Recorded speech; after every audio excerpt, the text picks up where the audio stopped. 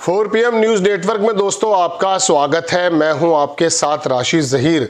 Organiser में एक बात छपी, मोहन भागवत की मोदी जी से जो मुलाकात थी उसके बाद जब पाकिस्तान से कन्फ्लिक्ट हुआ तो 2 दिन के बाद उनका एक वक्तव्य आया कि ज़रूरी था, ये आतंकवादियों को सबक सिखाना ज़रूरी था और सेना ने बहुत शानदार काम किया। दूसरे दिन ही सीज फायर हो गया। उसके बाद से मोहन भागवत पर आरएसएस पर चुप्पी छा गई। लोग इंतजार कर रहे थे कि मोहन भागवत जो प्रधानमंत्री के खुद पास चल के चले गए थे पहले और जाति जनगणना का मामला उठा था, ऐसे सेंसिटिव मुद्दे पे आरएसएस देश को राह दिखाएगा जैसे वो दावा करता है। लेकिन जमाने तक वो चुप रहा। लगभग 24-25 तारीख में उनका जो मुखपत्र है, वैसे तो 5 जन्ने हैं, आप देखिएगा उसके हाल क्या है, लेकिन ऑर्गेनाइजर में उनका एक लेख छपा और उस लेख में 1-2 लाइनों ने दरअसल पूरी की पूरी कन्फ्लिक्ट की, युद्ध की, पाकिस्तान की, हिंदुस्तान के बीच के जो भी मामले थे उनको इशारों में बिल्कुल आया कर दिया। आया इन द सेंस बिल्कुल सामने रख दिया। समझने वाले की बात है। गोदी मीडिया में इतनी हिम्मत नहीं है कि वो मोहन भागवत के उस वक्तव्य को बता दे। ये तो उनका ही ऑर्गेनाइजर है जो वो छापता है। उसमें उन्होंने वैसे तो बहुत सारी बातें की हैं, लेकिन 2 लाइनें दोस्तों ऐसे की, ऐसे समय में जब पूरा देश ये जानना चाहता है कि दरअसल हकीकत में हमने पाकिस्तान के अंदर घुस करके पाकिस्तान के दांत किस तरह से खट्टे किए हैं और हम भी ऐसा सेलिब्रेशन करना चाहते हैं जो कि हमारी सेना ने काम किया। लेकिन मोदी जी भी काफ़ी वक्त तक चुप रहे। बाद में आया उनका, फिर वो सिंदूर यात्रा निकलने लगी।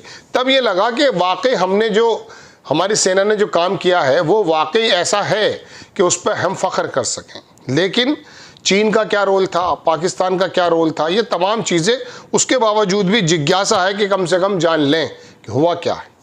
चूँकि मोदी जी तो बता नहीं रहे, ट्रंप बता रहे हैं कि साहब हमने तो सीज फायर करा दिया, हमने तो ट्रेड का इतना टेरर दिखाया कि दोनों पक्ष मान गए। हलफनामा भी दाखिल कर दिया उन्होंने अपनी अदालतों में।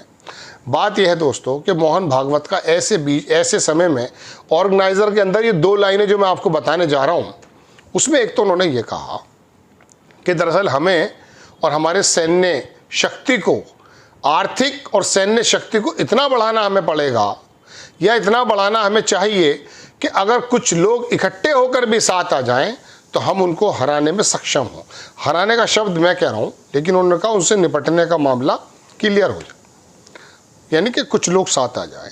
ये बात तो हकीकत है कि चीन कल भी परसों भी इस बात को एडमिट करता है कि पाकिस्तान की सोवरेनिटी के वो साथ है।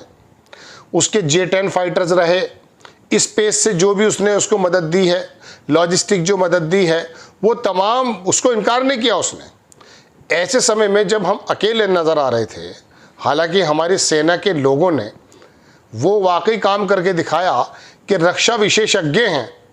ब्रह्मा चेलानी में आपको कई बार बता चुका, उन्होंने ये कहा कि जीत के जबड़े में से हार निकालना है। लगभग हम जीत के करीब थे और जीते भी।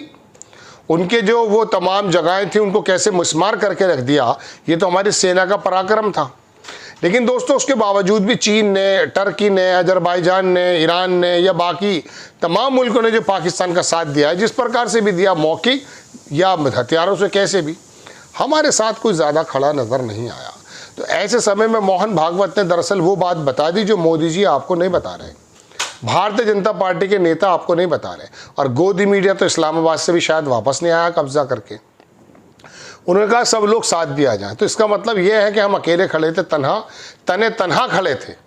मोहन भागवत या आरएसएस, देखिए इन्होंने देश के अंदर जो भी आरोप के मुताबिक द्वेष फैलाया हो वो एक अलग बात है, लेकिन इनका दावा यह है कि दरअसल हम ही राष्ट्रवादी लोग हैं। चाहे इसके अंदर किसी का प्रोसिक्यूशन हो या कुछ भी हो, लेकिन हम राष्ट्र के फायदे के आगे कभी झुकते नहीं हैं। तो चलिए अगर इनकी इस बात को मान लिया जाए तो मोहन भागवत की ये 2 लाइनें जो मैं आपको बता रहा हूँ ऑर्गेनाइजर में, मुझे मिलेंगी तो मैं लगा दूंगा स्क्रीनशॉट। तो उसके अंदर उन्होंने ये बातें जो कही हैं, इसका मतलब ये है कि वो ये जानते हैं कि चीन और पाकिस्तान और बाकी तमाम लोग साथ थे। इस बात को मोदी जी इकरार क्यों नहीं कर रहे, बता क्यों नहीं रहे? आखिरकार चीन को अपने पक्ष में लाने का और क्या तरीका हो सकता है? देखिए अमेरिका ज़बानी बात कह देता है, कभी कभी हमारे साथ खड़ा नहीं होता है। ये दुनिया जानती है। वो किसी के साथ खड़ा नहीं होता है, उसे अपने मुफाद दिखाई देते हैं, अपने फ़ायदे दिखाई देते हैं। रोज़ाना ट्रंप की तरफ से एक ऐसा बम फटता है दोस्तों कि पूछिए मत। चाइना उसको बेहतरीन जवाब भी देता है, लेकिन हमारे मुंह से ट्रंप साहब के आज तक मोदी जी ने पूछा कि जी आप ये बाकायदा अपनी जो है बगले बजाते फिर रहे हैं कि मैंने करा दिया, अब आपने हलफनामा भी दे दिया आपके मिनिस्टर्स ने, अधिकारियों ने। कौन सा आपने सीज फायर का, हम कौन सी लाइन में लगे थे आपके पास? राहुल गांधी ने अगर ये सवाल कर दिया तो उसका जवाब मोदी जी क्यों नहीं देते? चलिए, राहुल गांधी तो विपक्ष का नेता है, लेकिन मोहन भागवत तो आपके पेरेंट पार्टी का एक सर्वे है।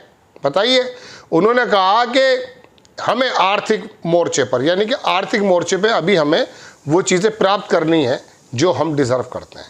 ये हम ज़माने से कहते हैं। मैं बिजनेस की, कारोबार की, अर्थ जगत की जब खबरें सुनाता हूँ दोस्तों, मैं माफ़ी चाहूँगा, आप में से एक बड़ा वर्ग नहीं सुनता है। देखिए, सुनेंगे तभी दिमाग के पट खुलेंगे और उसके बाद हम अंदाज़ा कर पाएंगे कि हमारे लिए राइट पर्सन, प्रधान सेवक कौन है। ये जो दुनिया भर का जो प्रोपेगेंडा किया जाता है ना गोदी मीडिया से, ये हकीकतन हमें पीछे धकेल रहा है। हमें सही बात से अवगत होने में ये अवरोध पैदा करता है, अवरोध पैदा करता है। समझ रहे हैं आप? तो आप चीन के बारे में मैं आपसे बात कर रहा था कि उन्होंने ये बात कही कि आर्थिक मोर्चे पे, इसका मतलब हमारे आर्थिक मामला ठीक नहीं है। अभी तक भी आपको कुछ भी बताते रहेंगे।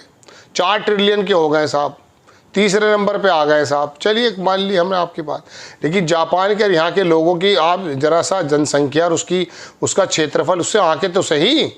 आप तो ये बताइए कि सन 90 में जो चीन हमारे साथ खड़ा था वो कहाँ पहुँच गया है? अमेरिका बचता फिर रहा है चीन से। चीन ने हर एक क्षेत्र में वो तरक्की पकड़ लिए दोस्तों। उसकी क्या वजह है? इमरान खान जब पाकिस्तान में प्राइम मिनिस्टर बना तो वो इस मुद्दे को लेकर के आया था कि मुझे चीन ने अपने 70 करोड़ लोगों को गरीबी रेखा से ऊपर निकाल दिया। क्या वजह है? वो उस वाले पैमाने में पाकिस्तान के लिए काम कर रहा था।